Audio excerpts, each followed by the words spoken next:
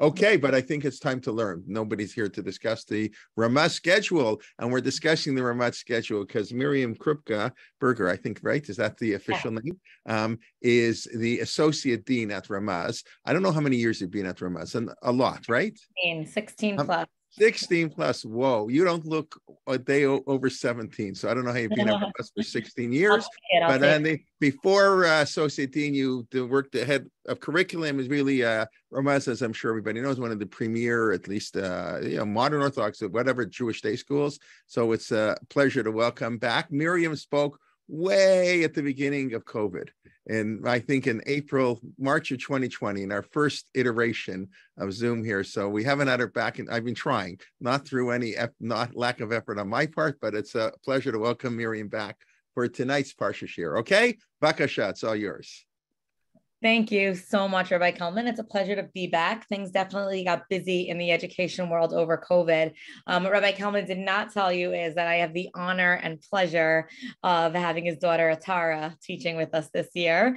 And we were joking around when I was working with Atara and trying to convince Atara Ramaz was the place she wanted to be. And I said, Rabbi Kalman, convince Atara to come teach at Ramaz, and I will come teach for you anytime you want. And he said, done. Here are the dates where you promised me. And I'm so enjoying learning with her. And it's great to be back to learn with all of you.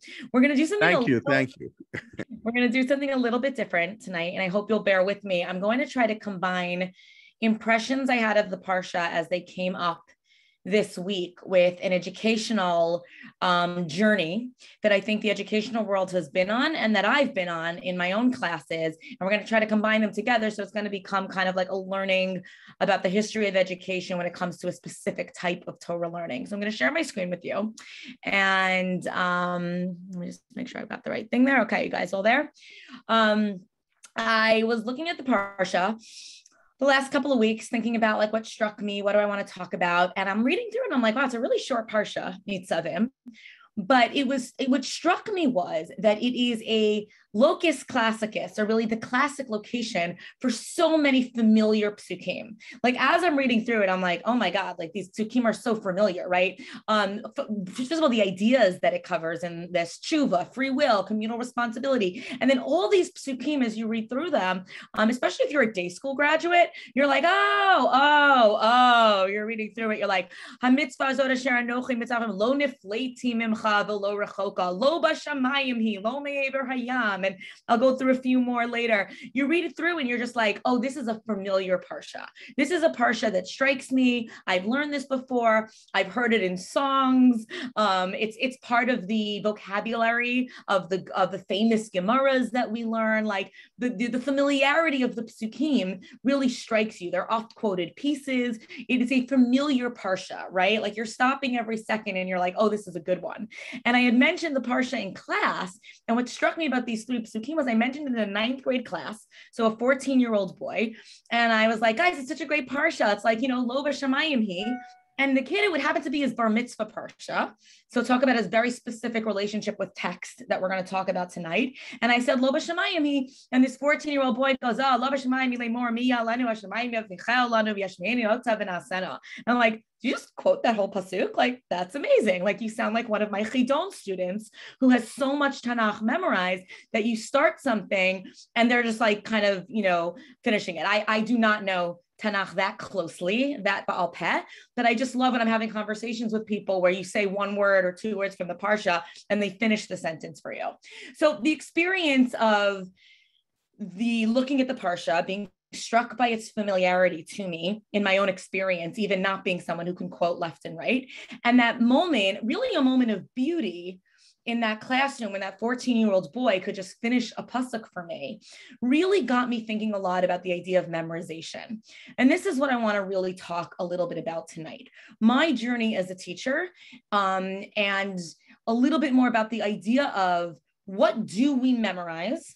What are we required to memorize? How does memorization help our learning process? And most specifically, how does memorization help our learning and our relationship with text? If I know, this is the answer I kind of want to answer by the end of tonight. If I know a pasuk by heart, right? Or if I know a paragraph by heart, does that mean that I know it better? does it mean I know it deeper? And does it mean that my relationship with the idea in that pasuk is deeper? Okay, so I want to talk a little bit about that. What does memorization do for us? How does it do it for us? And I'm going to give a little bit of background on that.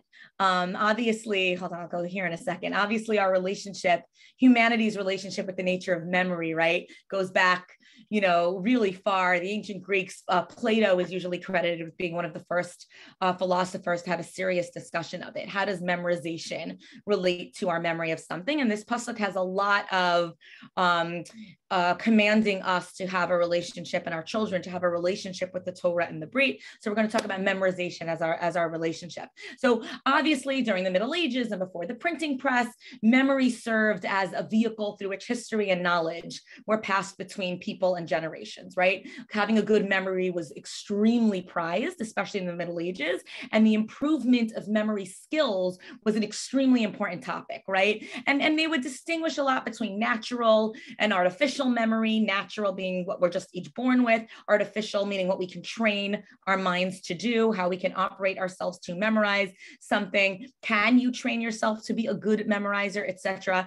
And during the 1800s, educators really began focusing on the idea of training and exercising the memory. Memory was seen by many as a muscle that needed exercise, and memorization was really thought to strengthen your memory system so that you could become a better memorizer. Rote memorization, very advocated for in education. And then as the 1800s ended and we headed more into the 1900s and especially the latter half of the 20th century, you start to see the advocacy of the role of memorization in education really start to fade.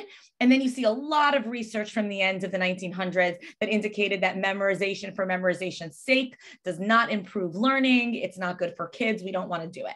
I think we all know kind of the famous story, lore, whether it is or not, of the pin test that's attributed to various yeshivas, right? That the bachrim in this yeshiva, you could put a pin through a Gemara, you could tell them the word on the first page or the first daf, and they could tell you what word the pin hit on every single page because their minds had so covered and memorized what was in there. So good thing, bad thing, memorization, what does it do? And it actually made me think about a really wonderful book that written by Joshua Foer, which I'm going to talk about in a moment, Moonwalking with Einstein.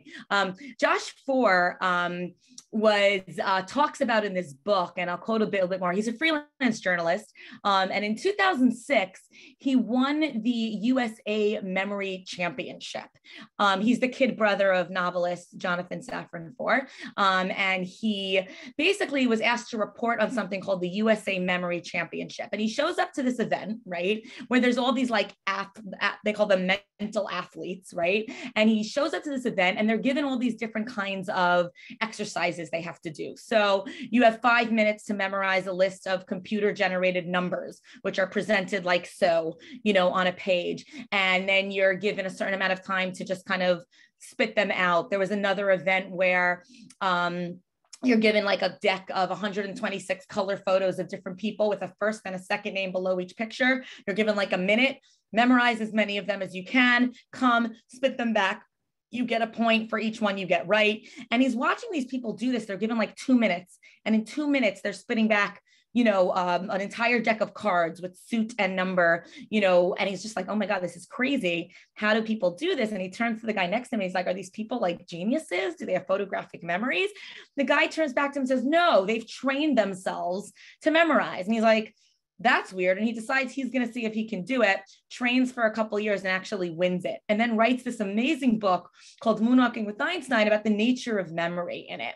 And in it, he tries to combat this idea that rote memorization is something that's sometimes referred to as like drill and kill, right? He says education world has turned now to the idea of just spitting things out as rote memorization, not a good thing, right? All of us in education tend to think of the teacher who just makes their students memorize a bunch of facts, throw them back on a paper, not something we want to do. I think captured well in this Calvin and Hobbes cartoon, when did the pilgrims land at Plymouth Rock, 1620. As you can see, I've memorized this utterly useless fact long enough to pass a test question. I now intend to forget it forever. You've taught me nothing except how to cynically manipulate the system. Congratulations. And I remember reading a study once that they gave a test to a bunch of honors students who studied for it, got an A. 3 weeks later, they gave them the exact same test, but they just hadn't, it had been 3 weeks and they all got in the 70s, right?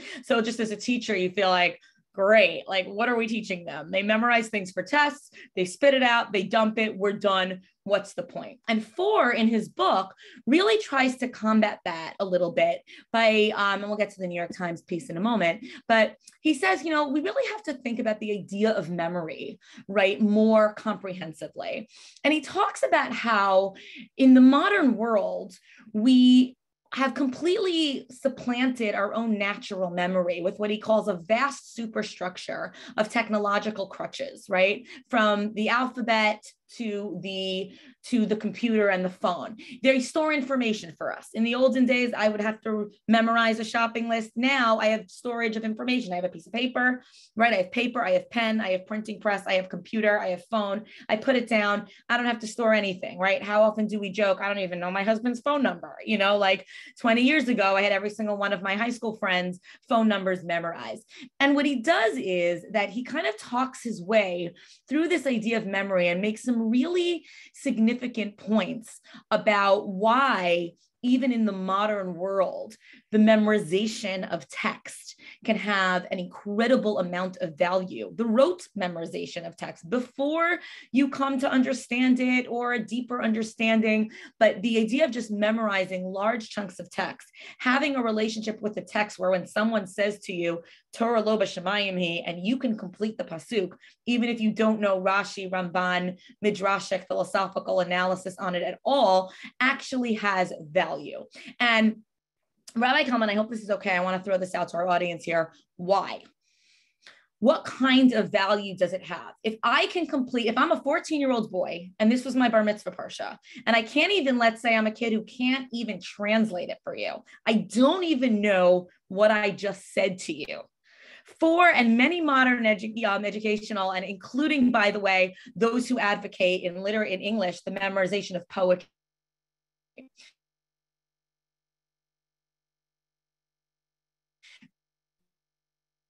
Right. She froze. Yeah, I was going to ask. I wasn't sure if that was your. Actually creates a relationship with text. Okay, Miriam, you froze for about 25 seconds. Oh, I'm so sorry. You said, what good is it the bar mitzvah boy who doesn't even know what it means, but he can say I want to throw this out, and English professors talk about this too. Poetry, that's the last thing we poetry. They make their students memorize poems. Thank you. They make their students memorize poems, even if the kid doesn't understand it. Now, the ideal is that they understand it, but that there's value just to the relationship with the memorization. So I now have my students, which hopefully by the end of tonight, you'll appreciate why when I do Shir HaShirim with my seniors, they each have to memorize a perek. And we talk a lot about memorization, but they always say like, oh my gosh, Ms. Krupka, like, what if I forget it tomorrow? Or what if I don't understand it? What's the point? And my answer that I'd like to answer over the next half hour is it's actually valuable. And I'm curious if this is okay, Rabbi Kalman, to throw out to our audience tonight, why? Why is it valuable? Of course it's okay. I just don't know if people are going to answer. That's okay. I'm happy to keep talking. Let's say I tell you my 14-year-old freshman boy finished the pasuk of Lo b'shamayim hi, but has no idea what it means and can only finish that pasuk and quote the whole perek to me because it was his bar mitzvah parsha. Otherwise, he hasn't got a clue. I'm telling you, Josh 4 and many modern educators would tell you, extremely valuable that he can do that. Extremely valuable. It's kind of why. Can I interject? Yes, please.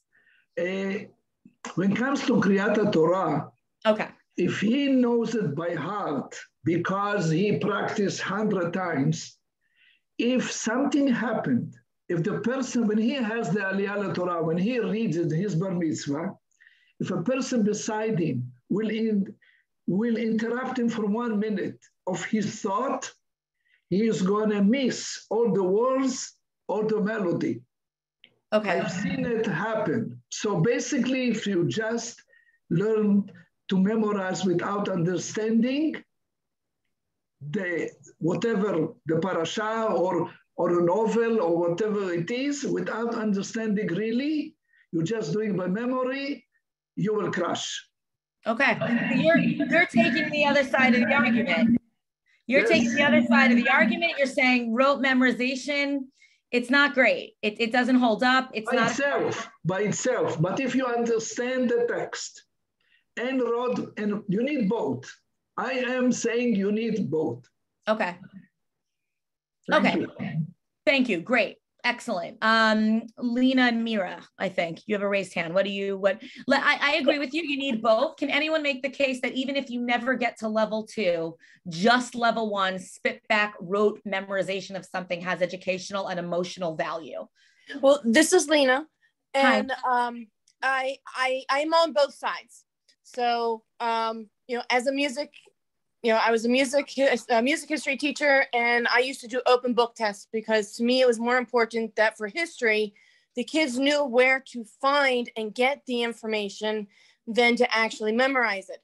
However, being a still fairly new convert, when I'm in a time of stress, if the Shema is the only thing that I can remember, then that's something I can stick to, and I can say it when in dire stress, when we see things about the Holocaust and whatnot. There are things that, they didn't have their books with them, but they knew this, and they would just say this, and this was inspirational to them. It gave them that hope, that inspiration to just keep going, even if they didn't necessarily know what it meant.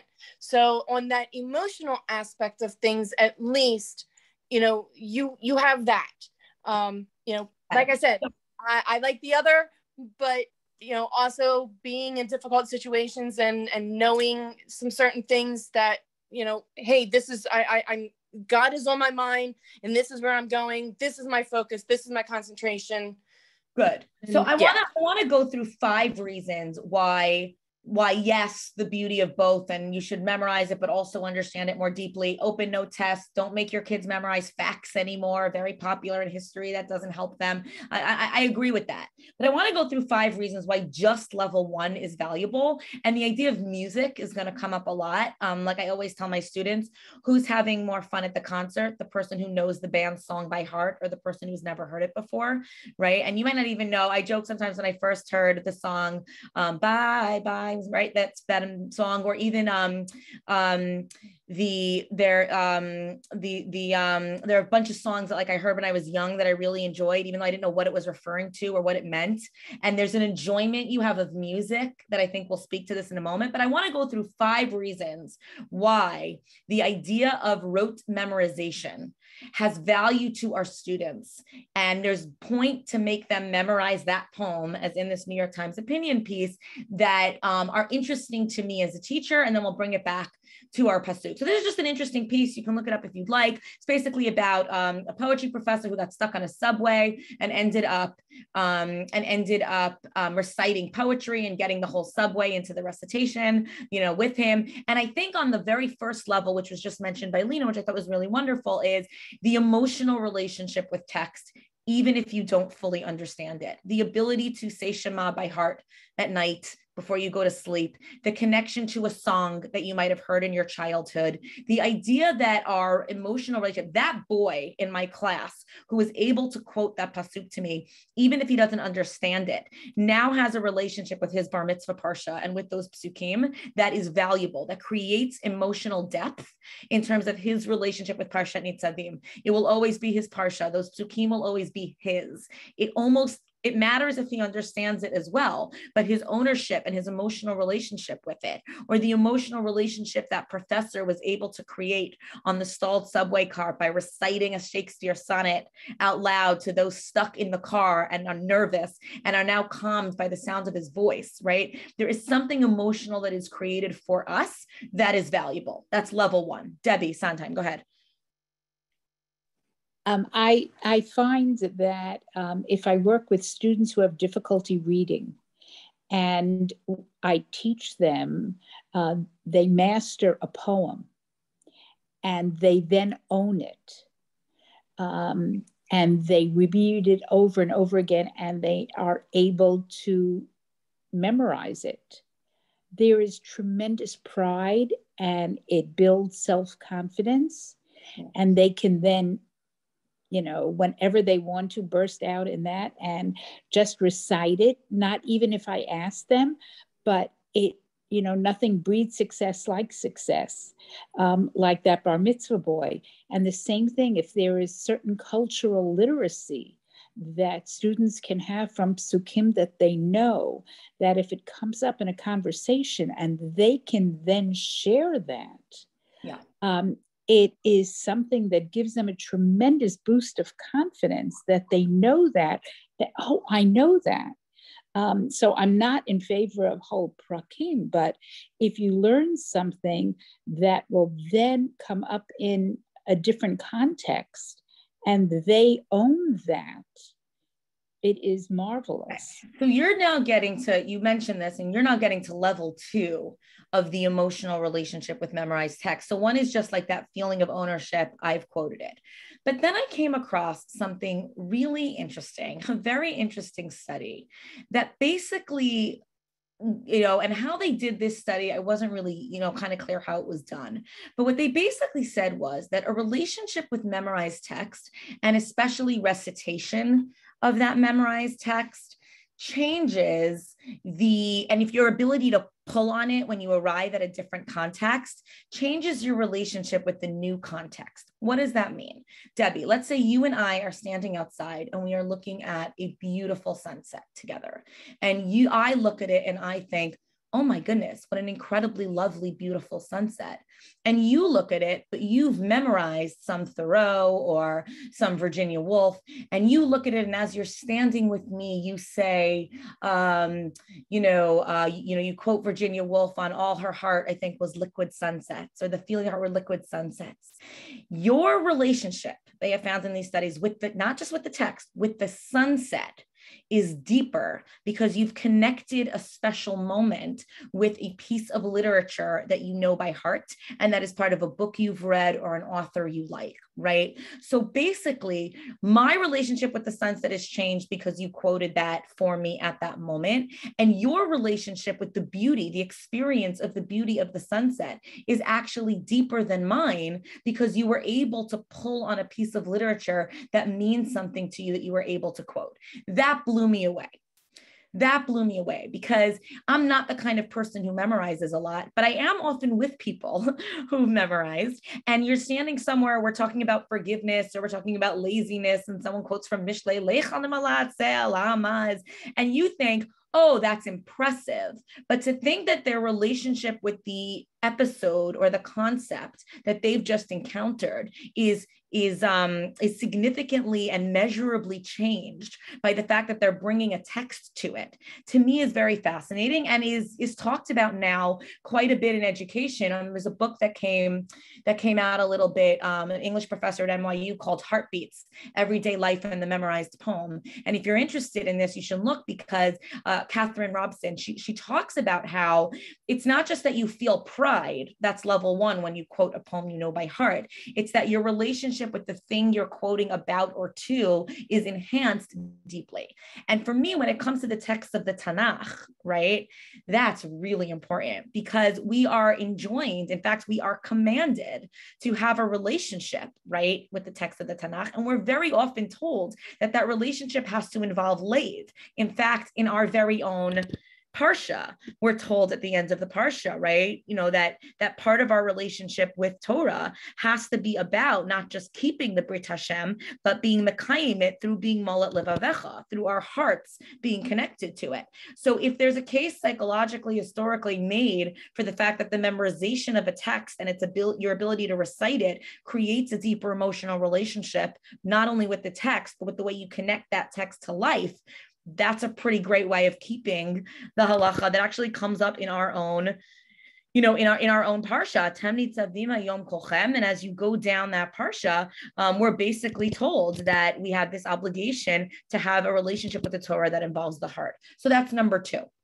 Number 3 is a logical functional one, which is really interesting, which basically there were studies that were done that found that in often the kind of what's kind of called the Eastern mode of learning, which was basically, I'm just looking for the study here, about a student relationship with learning, was found that, this for you here, that there was a lot of criticism of kind of more the Chinese classroom way of learning, where all their tests were like memorize, spit back, memorize, spit back. But then they did a bunch of studies and found that students who had engaged in highly rote learning memorization in school actually did better on the parts of standardized testing that involved analysis than students who had been in schools that were more Western-esque, that focused more on the idea of analysis. So everybody was like, wait a second, you guys did all this drill and kill, memorization. Your students shouldn't be as good at analysis as our Western educational schools that focus on the idea of understanding what you're learning, application, Bloom's taxonomy. Can you apply? Can you think? But they were finding that the students who did the drill and kill method were actually doing better when exposed to necessities of analysis than these other students. And they were really trying to figure out, like, why does they called it the paradox of the Chinese learner? That's what it was called in studies. Like, how is it that they're doing better on educational testing metrics, right?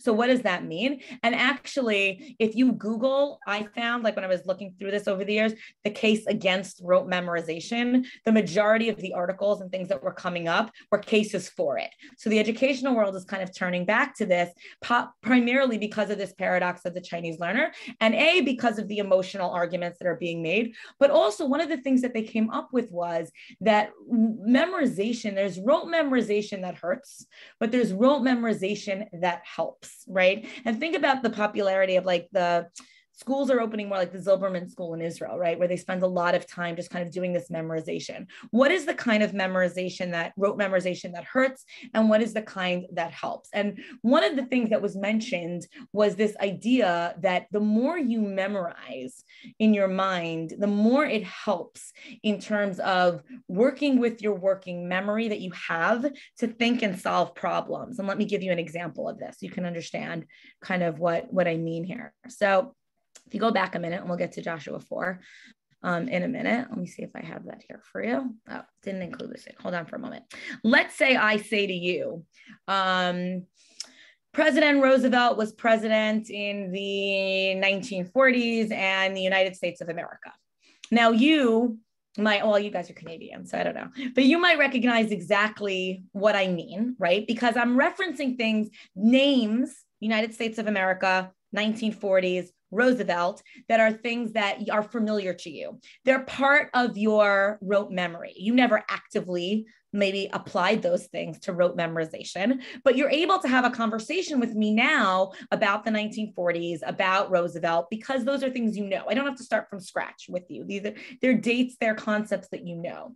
But if I gave you the name of an ancient 2000th century BCE, kind of ancient Near Eastern king, right? We have to start from facts, right? We can't start having a conversation about Canadian or American history in the same way that we would have that conversation, because I first have to start with facts.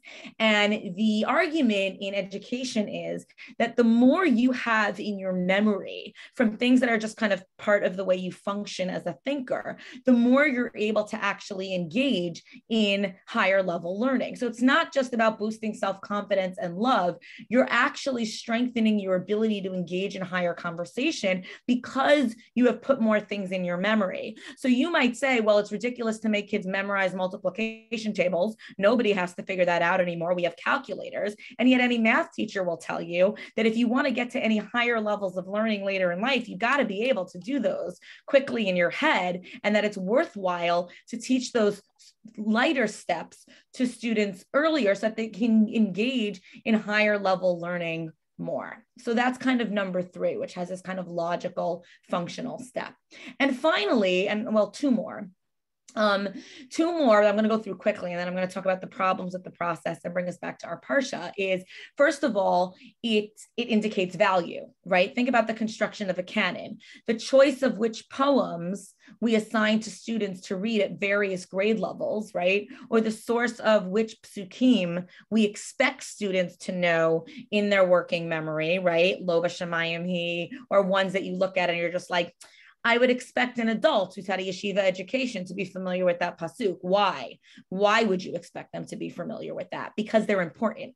So memorization also indicates canonization and importance. So it's an indicator. So you've got your two levels of emotional connection. You've got your ability to function on a higher level of learning. You've got your importance indicator, right? And finally, memorization is so wrapped up in ritual, because each one leads to the other in terms of the way we connect as a community, that even just rote memorization is important. Because if you're able to say the Shema at a moment, right, which was mentioned, I think, Lena, by you a moment ago, it's not just that it's emotionally comforting, it's connecting you to a community, right? The people who think Shema or have Shema memorized or have certain psukim or lines or pieces of davening memorized are part of a community. So when that community is saying Shema out loud and you have it memorized, you feel emotionally now part of that community, more so than maybe you did 5 years ago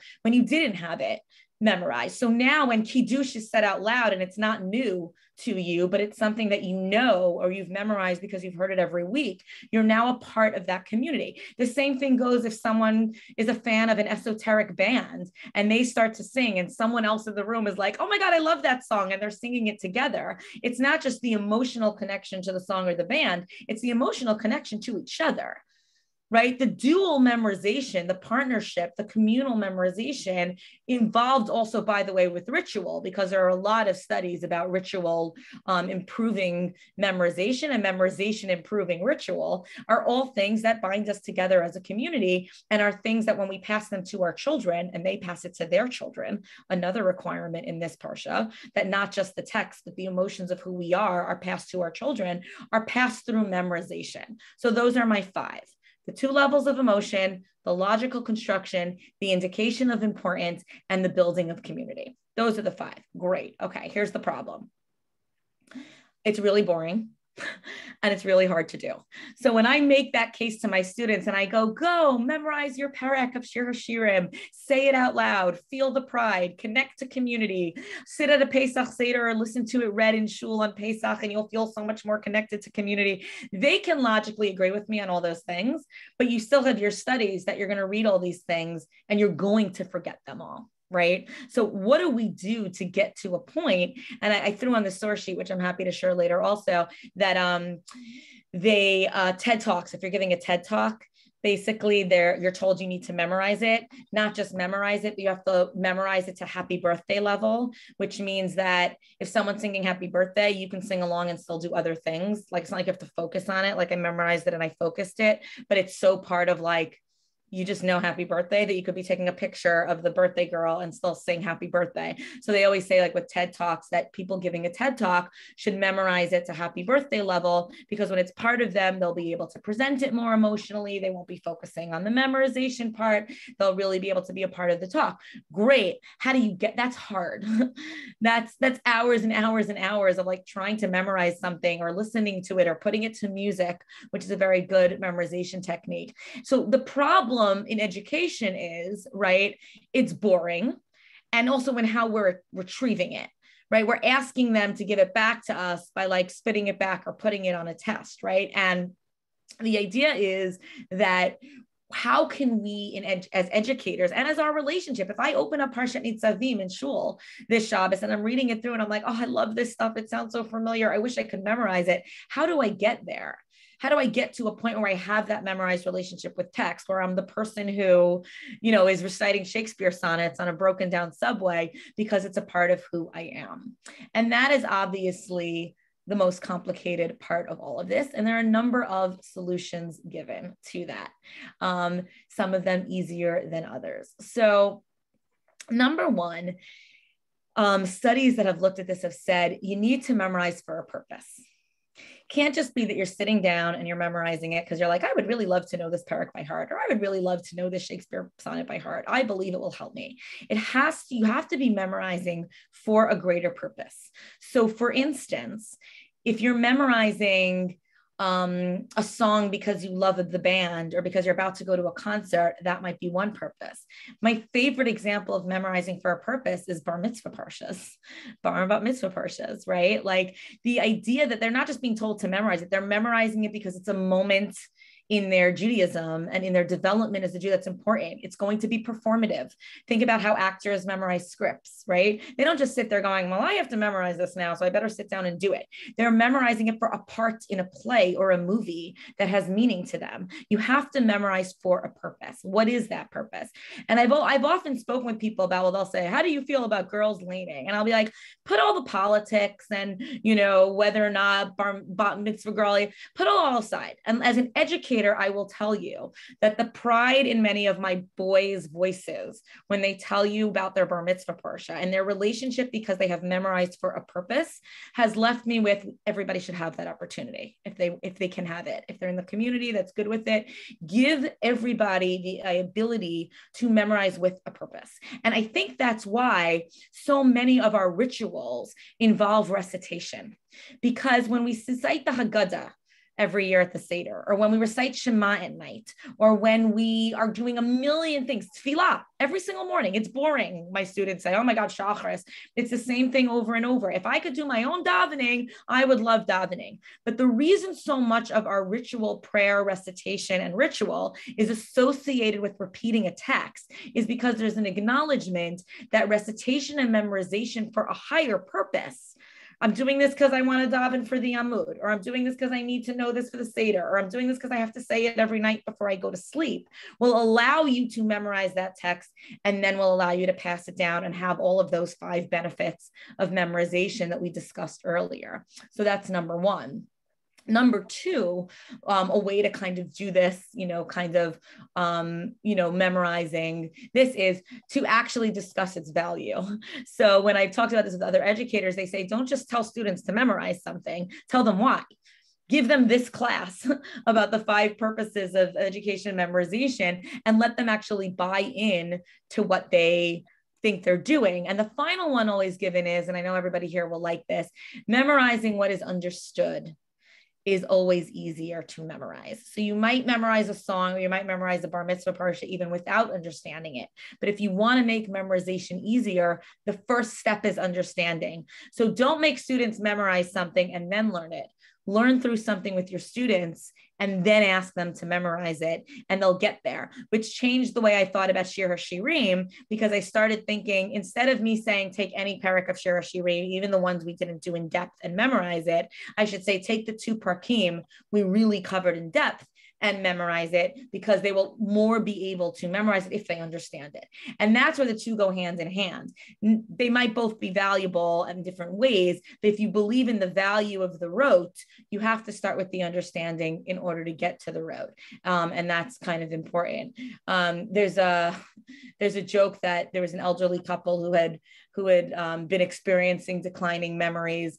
So they decided to take a power memory class where you are taught to remember things by association, which is a lot in Joshua 4's book, that the way you train your memory is by association. So a few days after the class, the old man's outside, he's talking to his neighbor about how much the class helped him. So the neighbor says to him, oh, wow, what was the name of the instructor? And the guy goes, let's see, that flower, the one that smells really nice, but has those prickly thorns. What's that flower's name? So the neighbor goes, a rose? And the guy goes, oh yeah, that's it. Turns around to his wife and goes, hey, Rose, what's the name of the instructor we took the memory class from? Just like this kind of old joke told about like how we associated names. But that idea of kind of the power of association also when it comes to memories. But if we really believe, right, that the memorized ideas not only shape the way you counter, but understand things emotionally and help us relate to community and history better, right? Again, the idea that if I quote Virginia Woolf's her heart was made from liquid sunsets, I actually experienced the sunset differently, then I think that we, again, I want to come back to our Parsha now to see some of these ideas, how they play out in the text. We really do have an obligation to think about what we memorize and how we memorize it. And I don't, and that's a challenge I want to leave us with as we go back to Parshat Nitzavim for the next 5-10 minutes. But if we believe that we have an obligation to, v'ahavta et Hashem Elokecha b'chol levavcha, and to be connected to his text in that way, which we're about to see in our Parsha, then I do think we all have to ask each other, all right, especially as we head into the end of Chamisha Chomshei Torah and we start again at our relationship. There's a lot of starting again in our ritual. Let's say this again. Let's say this again. Let's say this again. What are we doing to get ourselves to the memorization process, and how are we getting there? So I'm going to turn our sources back for a moment. And maybe before we go back in, I'm going to take a few questions. I know there were some in the chat. Let me take a couple questions, and then let's go back and look at some psukim from Parshat Nitzavim, specifically from this week's Parsha, where you'll see some of the ideas we just discussed playing out in some of the pshat of the text. So, my mother taught me. Sure, go ahead. My mother taught me a tool that helped me all my life. When you want to memorize, use all the senses that you can. Read it loud, and first to understand it, and read it loud and write it down. At the same time, it will help you a lot. Senses, yeah, they talk a lot about, memorization is helped by associating. The beauty of music, by the way, when it comes to memorization, and all the studies done on that, are also like having something. I told when the kids tell me they're having trouble memorizing Shira Shira, I say sing it as a song, record it, put it in. Because think about how many songs we all have memorized. Think about how many songs we haven't heard in 20 years, but it comes up and we hear it and we have that memory relationship with it. For those of you who are music teachers or play music, how we're often encouraged by music teachers, or they'll say that if you're in a recital or you're playing it, the sheets are in front of you to help you, but you have to know the music by heart, right? Like that's how you're really going to play it, when it's just kind of part of the way you think and what you're doing. And when you mention, for someone, the person who mentioned in the chat, the idea of censorship. So in Fahrenheit 451, right? Bradbury's classic sci-fi novel, people memorize famous books from the past as a means of preserving their own humanity against the campaign of state-sponsored book burning, right? So there is something also about memorization that speaks to our very sense of ownership over something and our humanity, right? The idea that the way they preserve that was by saying you can kill people, you can kill books, but you can't preserve my ability to have a relationship with the text that is memorized. And there's something valuable to that, even if you don't live in an era where there is a current, or at least kind of immediate fear of texts being erased or being destroyed right in front of us, right? To have that kind of ownership in terms of that. Any other thoughts and questions? I'm going to put kind of the final psukim of our chapter up because I want to look at that of our parsha so that we can talk about that. Feel free to look through and maybe just raise your hand on the screen so I can see you pop up, because I've only, Lena, go ahead, because I can only see the first few people now.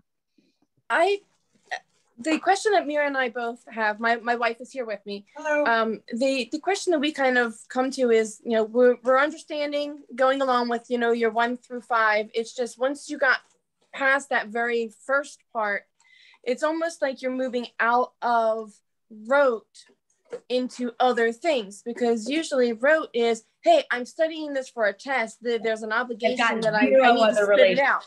Right. Yeah, so I think the argument for rote is that you might not like it and it might be hard, but if you do it, it will create other things. Now, one answer is it'll create deeper understanding, but the sunset example says it doesn't create deeper understanding. Even if you don't know what you're saying, there's an emotional relationship with it. There's an emotional relationship with the person you've quoted it to, and there's an emotional relationship with the moment because you know that it has something to do with that. So yes, there is this case that some of these things make about it doing something else, but even if I don't understand the Shema, but I'm in a room where it's being said by a group of people and I know it by heart, there's value to that, even without the fact that I haven't memorized creates that communal value and creates. So this is why the argument is sometimes made for the schools that do a lot of memorization early on, because it's like, yeah, they're not even yet at the point where they're analyzing, but them just having mastered pages and pages of this is going to later create something. And even if it doesn't, they have it there. Just the memorization. Now, the memorization where you forget it 3 weeks later, I don't know that has value, right? Like the kind of memorization where it's like my students spit it out on a test, but if I ask them 2 weeks later, they don't remember a word of it. I don't know if that's what I mean by rote memorization. And I think when they talk about the paradox of the Chinese learner, they're not talking about a student who memorized it all. Like sometimes I find like, a student will sit down at a math test. The math teachers or the science teachers joke about this, and they had to memorize a few formulas, but the kids sit down and in the first 5 seconds, they just write it at the top of the test because they know they're going to forget it in 5 minutes. So maybe that type of memorization is not necessarily what we're talking about, but we're talking more about the kind of memorization skills. Are we building skills of memory? And Ford talks about this in Moonwalking with Einstein, that you can actually train your brain to be a better memorizer. And then once you have that skill and you're committing things to memory, like, is there a value to having them committed to memory for months or life, even if you never do anything with it? So a couple things here. Kahneman talks about this a little bit in Thinking Fast and Slow. Experiment about your next vacation. If at the end of the vacation, all pictures and videos would be destroyed, you'll swallow a potion that will wipe out all your memories. How would this affect your vacation plans? And he talks also a lot about the value of having something in your memory, whether it's memories of a vacation or it's a text that you've memorized, just having it there, right, is something that's important. And then I asked one of my students, kind of before we go to the final piece in our Parsha, how the memorization, I asked all of them to write how the memorization process of the Parak of Shir HaShirin and its recitation, what the experience was like for them. And I thought this was interesting when my student wrote, the process of memorization was difficult and honestly unenjoyable, as it isn't something I'm inherently good at. But the recitation piece was oddly empowering. So they have to memorize it and they have to come to me. It doesn't have to be in front of the whole class, and they have to recite it. We had studied this parak in depth over the course of the last month, but when I recited it, I felt like I owned it for the first time. And that weirdly, I understood it more deeply for the first time. It will be cool to actually hear it read in shul in a few weeks, right? So the idea that it's not just the memorization, but it's the recitation of something I've memorized also gives you that kind of emotional piece. So then I was thinking about this, these psukim in our own parsha, Devar and Chavtet. And if you're reading the parsha or you're in shul this week listening to it read aloud, think about these different ideas, right? The value, 4 mentions that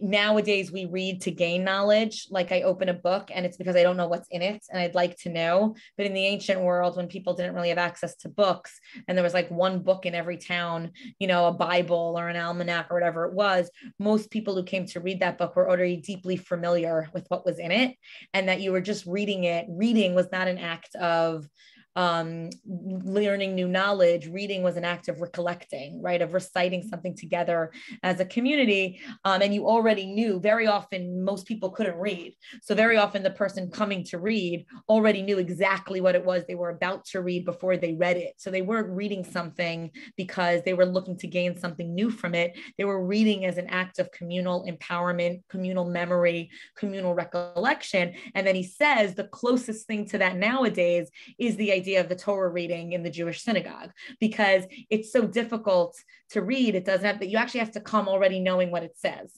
right? Like you can't learn from the Torah if you don't come already knowing what it says in there. You have to have looked at it, practiced it. And then when you actually read it out loud in shul, you already have this relationship with it where the memorization and the recitation is an act of communal bonding and communal memory, not necessarily an act of learning something new. But often we sit in shul and it is an act of learning something new because we don't necessarily have that much exposure. But then I'm looking at the opening of this week's parsha, right? Atem nitzavim hayom kolchem lefnei Hashem Elokechem, rashechem shavtechem ziknechem v'shatrechem kol ish Yisrael.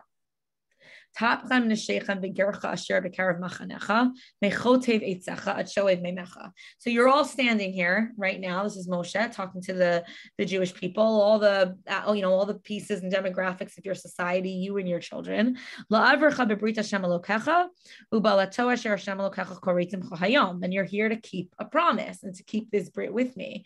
L'man akimotcha hayom lo la'an v'hu yelach Elokim kasher diber lach v'kasher nishba lavotecha la'avram u'liyitzchak u'liYaakov. Now this is a theme that happens over and over and over, and that we are expected to keep, which is, it's not just that you are doing this, it's that it's passed down and that you are obligated to pass it down. Well, how do you do that? And I think all the themes we've talked about today feed into that. You do that through the idea of empowerment. I mean, we also want to make our Judaism feel special for our children and our families, but very often you do it through the power of that idea.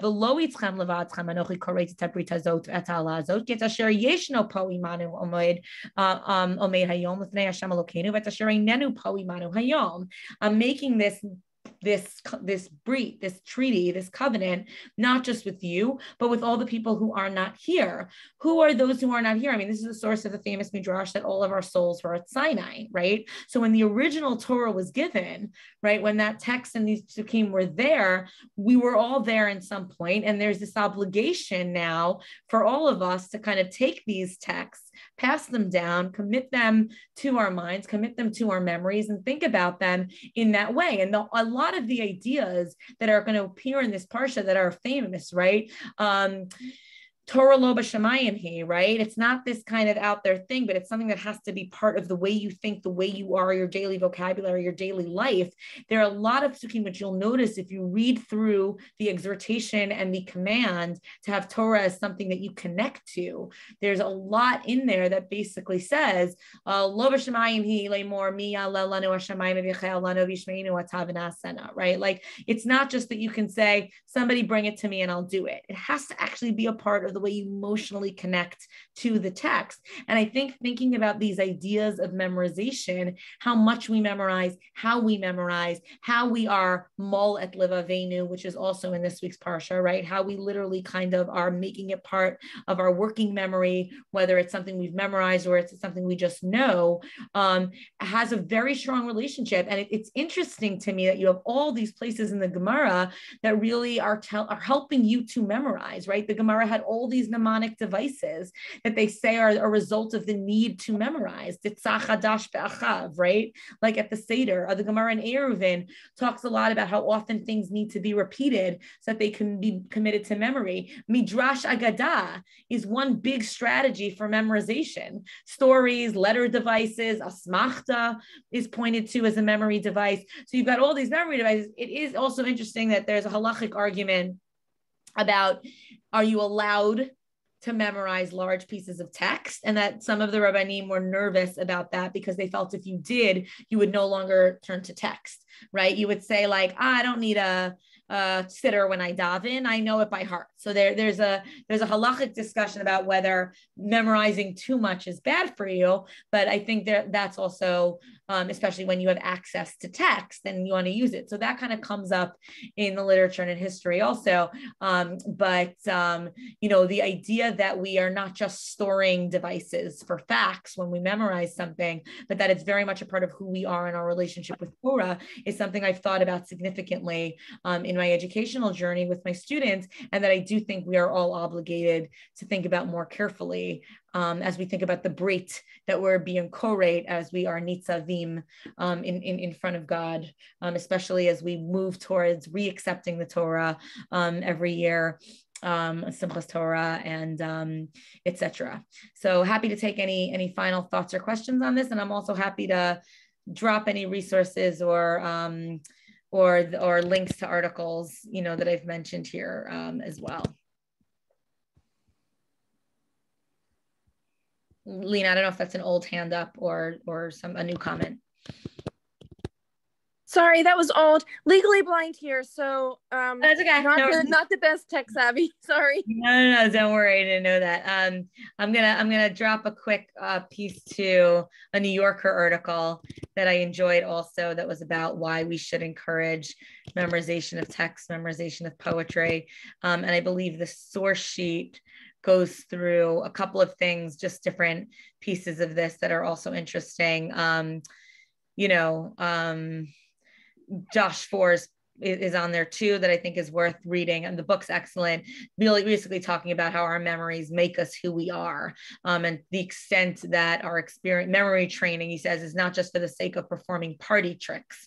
Oh, look, I can look at this deck of cards for 5 minutes and spit it all back to you, but it's about nurturing. He says it's about nurturing something profoundly and essentially human, and I think that there's a lot there when you think about the idea of Zachor, in who we are. How many times the word Zachor is repeated in Tanakh, right? Hundreds.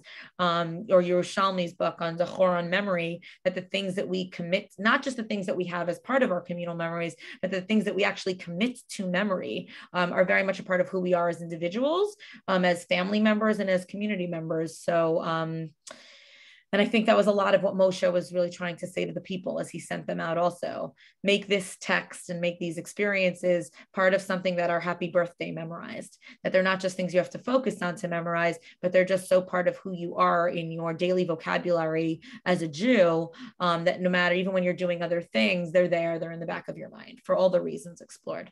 So, really a chatima tova to us all. May I make absolutely, go ahead. May I make a suggestion? Sure.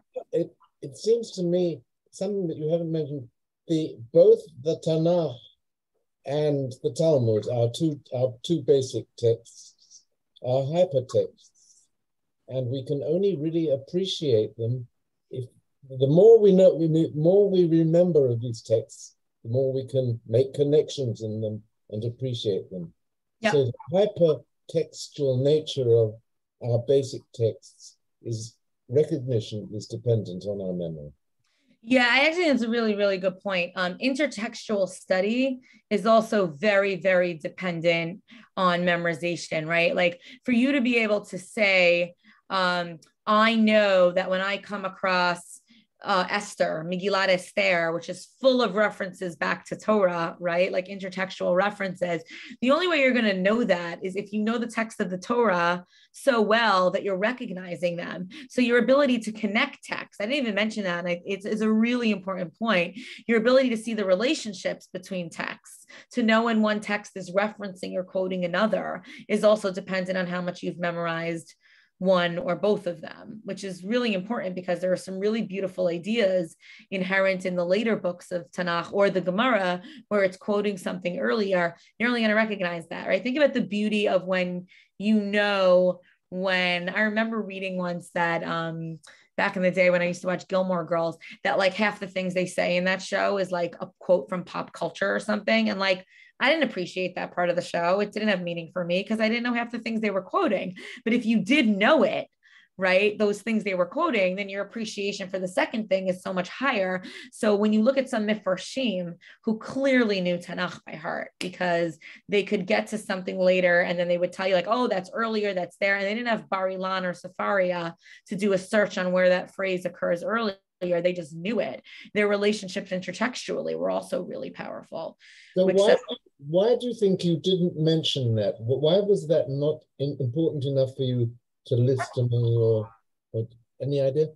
No pun intended, forgot. It's something I talked a lot about in some of my in lectures on intertextuality. I've mentioned it. I know it's a good question. Like, why wasn't that on my list of 5? Maybe because it is more dependent on understanding, but you're right, it's not. You don't have to understand to be like, wait a minute, that quote was mentioned in Yirmiyahu. I don't know, but it's a good one. I'll make it number 6 the next time around. Now, I'd like to make things, the Chazal say that you can't make a Gezerah Shava yourself. You can only make a Gezerah Shava, use a Gezerah Shava that Chazal have already concocted. Maybe that is putting down memory because the Gezerah Shava is dependent, that you yourself make, is dependent on your memory. Interesting. When they say you can't make one yourself, they're putting down your memory. Or maybe because memory is often, right, not trustworthy.